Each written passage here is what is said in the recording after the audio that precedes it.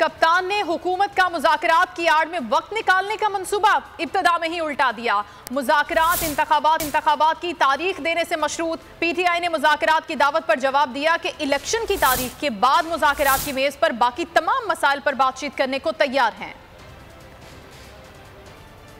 हुकूमत को कप्तान का एक और झटका। पहले इलेक्शन की तारीख, फिर होगी बात। हुकूमत की बैकडोर राब्तों के जरिए पीटीआई को मुज़ाकरात की दावत। हुकूमत ने असेंबलियां तहलील करने के बजाय बैठकर बात करने की पेशकश की। पीटीआई ने दो टोक जवाब दिया कि हुकूमत जिन शराइत पर मुज़ाकरात करना चाहती है वो हमें किसी सूरत कबूल नहीं। पीटीआई ने जवाब दिया कि पीटीआई बामायने मुज़ाकरात को तैयार है। पहले हुकूमत इलेक्शन की तारीख का ऐलान करे, इलेक्शन की तारीख के बाद मुज़ाकरात की मेज पर बाकी तमाम मसाइल पर बातचीत करने को तैयार है। पीटीआई के दो टोक जवाब पर वफाकी वजीर खजाना इसहाक डार का मुज़ाकरात की आड़ में वक्त गुजारी का मंसूबा ठप हो गया।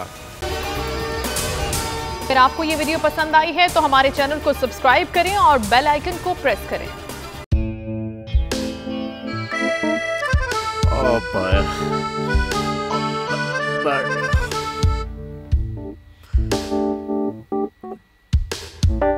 इंतशार से निकलने का वाहिद हल इंतखाबात है।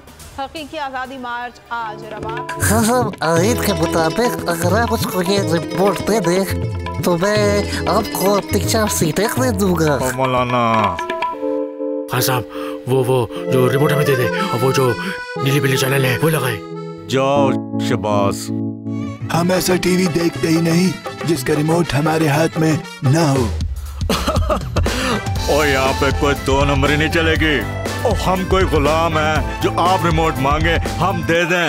Absolutely not. यहाँ पे सिर्फ पाकिस्तान का नंबर 1 चैनल चलेगा, बोल, जो हकीकी सहाफत की जंग लड़ रहा है। पाकिस्तान के लिए कोई और नहीं, सिर्फ बोल खड़ा है। आप सब भी बोल देखें।